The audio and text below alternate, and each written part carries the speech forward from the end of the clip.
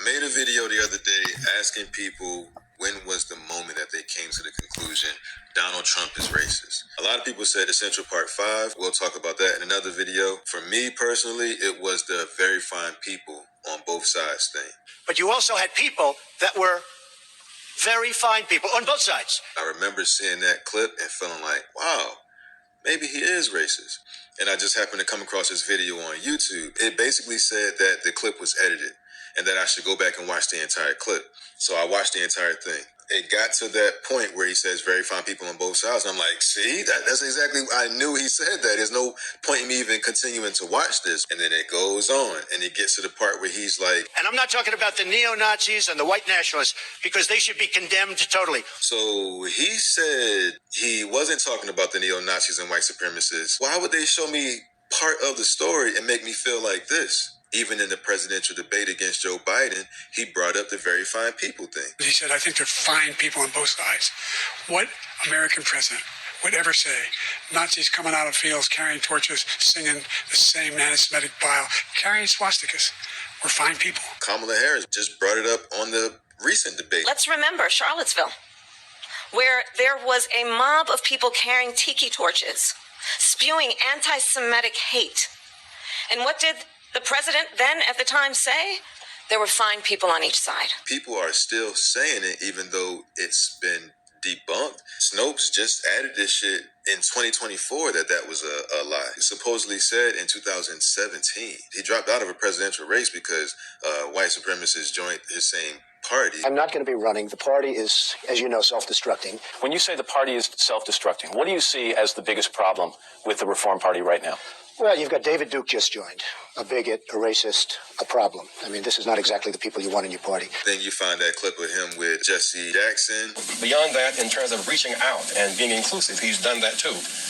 And created for many people a comfort zone. When I ran for the presidency in 84 and 88, and many others thought it was either laughable or something to avoid, he came to our business meeting here in New York because he has this sense of the curious and a will to risk to make things better. And so aside from all of his style and his pizzazz, he's a serious person who's an effective builder of building of people. Last year, he was a part of our workshop, of our panel workshop on what are the challenges and opportunities. And so this, a year later, Donald Trump, for a few minutes, challenges and opportunities to embrace the underserved communities. Donald Trump.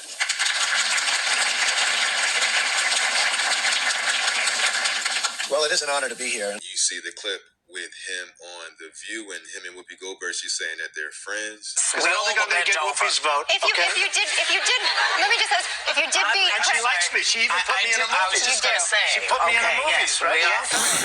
How much should I judge? Nothing. Like they say in the If you did beat Obama, though. People love this guy. Like Oprah saying that he should run for president. Do you have a vice presidential candidate in mind?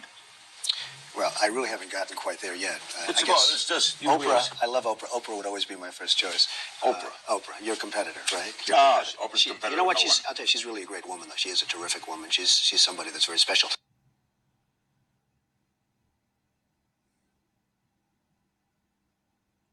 Judge Joe Brown said, I've talked to a number of black entrepreneurs who back in the late 80s and 90s, early 90s, were trying to get financing. They couldn't. Somebody told them to go check with Donald Trump. So they come back and tell me they got a loan from Donald Trump.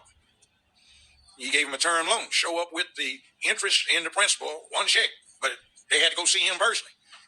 They independently relate this tale that when they saw him, he said, this is what you're supposed to pay me? This our agreement? I said, yeah. And then tore the check up, shook their hands, and congratulations. Now run your business.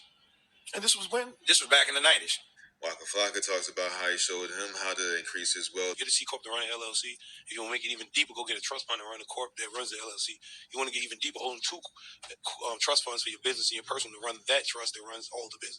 It can get deep, my God. Absolutely. And Donald Trump actually showed me that method. People will say that they want truth, but when you try to present them with information that goes against their beliefs of Donald Trump, they act like this. He's condemned white supremacy over 20 times. Oh, yes, when? Could you tell me when? Yeah, absolutely. Would you like to see a video of montage of 20 times that he's done it? Oh, actually, no. I'm more interested in walking up and... But how are we going to learn if we don't challenge our ideas? I mean, you just made a statement that is actually inaccurate, and I can show you video evidence of why it is. I mean, would you like to see that? No, thank you. He's condemned white supremacy and the KKK over 20 times. Over 20 times? Yeah. Do you have them right here? Can I listen to it? Absolutely, you can. Let me pull it up for you right now. All right. What's that? By the way, I'm James. How's your day going, man? I'd be a lot better if you guys were wearing masks. We can socially distance. Yeah, I gotta go. Wait. You don't want to see the examples? I have 20 examples right here. He is a white supremacist. It's just like Yuri said. Exposure to true information does not matter anymore. A person who was demoralized is unable to assess true information. The facts tell nothing to him. Even if I shower him with information, with authentic proof, with documents, with pictures, when a military boot crashes his balls, then he will understand, but not before that. That's the tragic of the situation of demoralization. The populace versus the establishment. Whatever they do to the populist candidate, they're doing to you. When you assist the establishment in crushing the populist candidate, they're going to turn around and do it to you next. Whatever rules that they broke to get at him, that you cheered on because you were so anti-him, those rules were broken so that they can get your consent. And now that they've used your hatred to build consent to break the rules, now they can turn that same attack towards you. And you've yayed and amened it into existence. If you previously believed that Trump was racist and then something changed your mind, I'd like to know, what was that moment? Thank you for watching again. Like I said, I appreciate your time and attention because you can't get it back. Leave whatever opinions that you want in the comments, and I'll see y'all in the next one. Peace. That's cool. I like that guy.